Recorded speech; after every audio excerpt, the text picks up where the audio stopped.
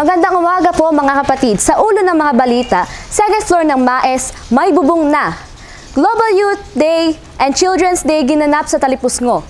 Sa Kawayanan Resort, nagsagawa ng regular Elders Council meeting. Ang detalye sa mga balita. 2 classroom sa MAES ang nalagyan ng bubong sa tulong ng mga workers and volunteers.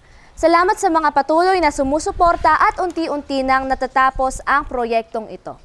Samantala, kinanap ang Global Youth Day sa lugar ng Talipusngo. Narito ang ulat ni Jade. Jade? Yes, Khalil. Galing tayo sa covered court ng Talipusngo, Maragondon, Cavite kung saan idinaos ang Global Youth Day ng Magallanes District na may tema na Show Up in the City sa pangunguna ng mga Magallanes District Youth Officers.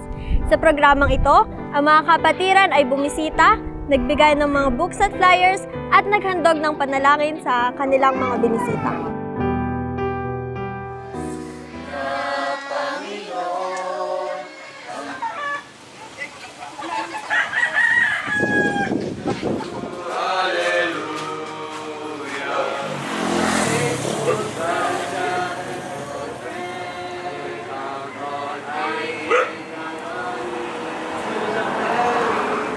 Ngayon naman po, tayo may makakarinig ng ilang mga experiences ng ating mga kabataan sa ating pong ginawang activity.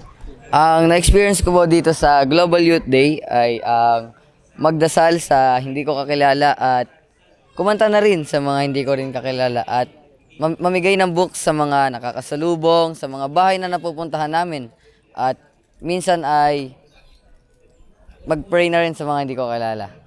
Ayan, ano namang naramdaman mo sa ating ginawang activity ngayon? Ang naramdaman ko, sa totoo lang, ay pagod ako, grabe. Pero kahit napagod ako ng grabe ay nabasa ko naman po ang libro na binigay sa amin na pag-asa. Kaya ako po ay nagkapag-asa na tumuloy at kahit po nahihiya ay nabigay ko pa rin po at nakapag-pray po ako sa aking mga hindi ko kakilalang kaibigan. Kamusta po ang experience mo? Masaya po dahil first time po lahat dahil ako po hindi pa Adventist at hindi ko lang naranasan ito mga ganito. Like, yung Global Youth po. And masaya po dahil naranasan po mag-ikot-ikot sa bahay, mag-share po ng word ng God, kumanta. Masaya rin po dahil habang nag-ikot po yung mga church po, member ng church po is may naiwan sa court na mga bata, tinuturuan ng lesson and kumanta po. Ngayon naman po, ating mapapakinggan ng ating District Youth President sa kanya pong mga pagpapasalamat at sa kanya pong na-experience sa araw po nito. So ako po ay nagagala, kasama na rin po ang mga officers ng youth ng ating distrito dahil napakaganda po ng ating mga naranasan na nakapagpabalita po tayo dito sa Talipusngo at worth it po ang bawat sacrifices, bawat efforts.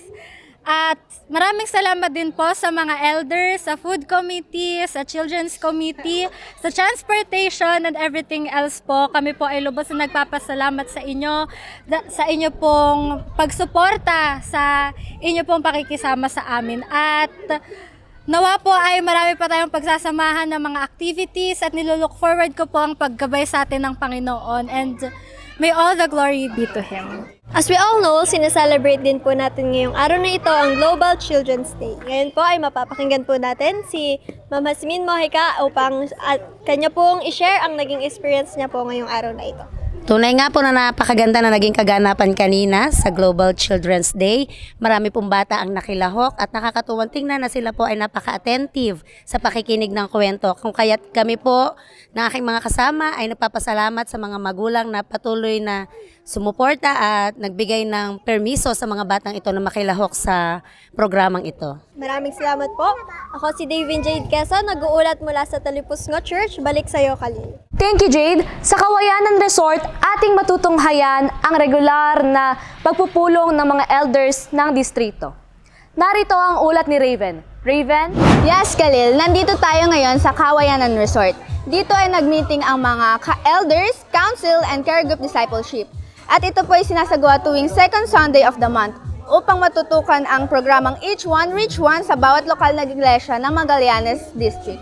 Makakapanayan po natin ngayon si Elder Robbie Benitez, ang President ng Elders Council.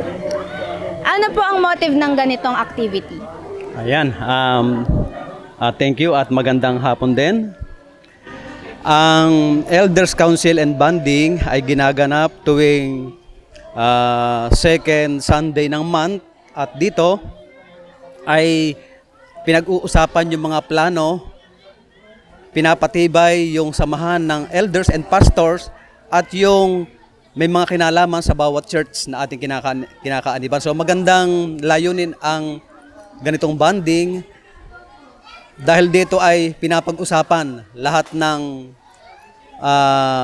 natapos na gawain at pinaplano pa lamang. So ini-encourage ko na pagminsan ay sumama yung ibang leader ng iglesia para sa ganitong bonding ay hindi lamang kami yung tumibay at lumakas, kung hindi yun ding ibang leader ng ating iglesia. So, yon at muli magandang hapon. Thank you, Elder Robbie. Ako po si Raven Napasa, nag-uulat mula dito sa Kawayanan Resort. Back to you, Khalil. Thank you, Raven. Ang pagiging epektibo at mabuting leader sa iglesia ay totoong mahalaga. Kaya napakaganda ng mga ganitong pagpupulong. Sa pagtatapos, iiwan ko po sa inyo ang isang verse na matatagpuan sa 1 Timothy 4 verse 12.